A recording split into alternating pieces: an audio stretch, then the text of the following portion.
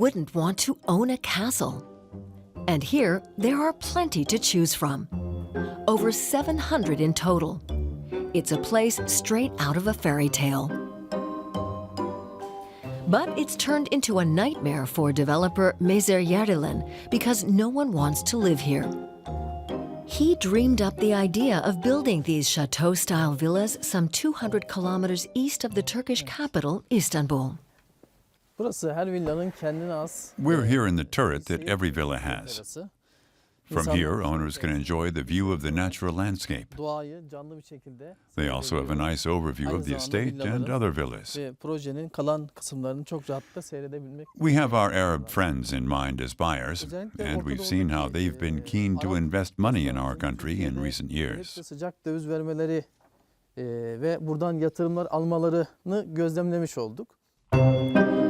But Erdogan's dreams haven't come true because the Arabs have stayed away. $200 million had been sunk into the project before the developer filed for bankruptcy last year. It's just one of many real estate projects that have gone bust in Turkey. But Erdogan isn't giving up. He's counting on help from above. Turkish President Recep Tayyip Erdogan has assured us that after the local elections on March 31st, or by next year at the latest, the economy will recover and the real estate sector in particular will experience an upswing. And we believe it. But others have little faith that Turkey's housing market will recover. On the contrary, the building boom, which had been fueled by low interest rates and cheap credit, has come to an end. Experts say developers lost all sense of proportion and built far more homes than needed. Now, in times of high inflation and a weak Turkish lira, the industry is suffering.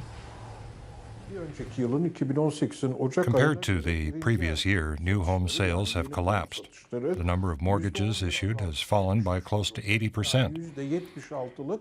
That's led to massive layoffs in the construction industry. 1 in every 6 people there has lost his job. As some 2 million people are employed in this sector, you can imagine the seriousness of this situation. The Burj Al Babas housing development was also supposed to create lots of jobs. But in neighboring Mudurnu, people had long viewed the Chateau project skeptically. The town is known for its traditional timber houses, not concrete chateaus. Local historian Mehmet Jangtürk lives in a 200-year-old timber house that he has lovingly restored.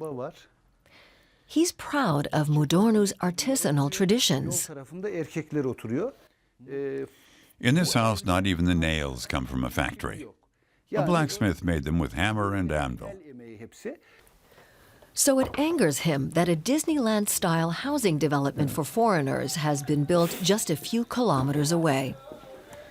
The people of Mudurnu view it as a threat to their centuries-old traditions and values. There's still a sense of community here. We help and support one another.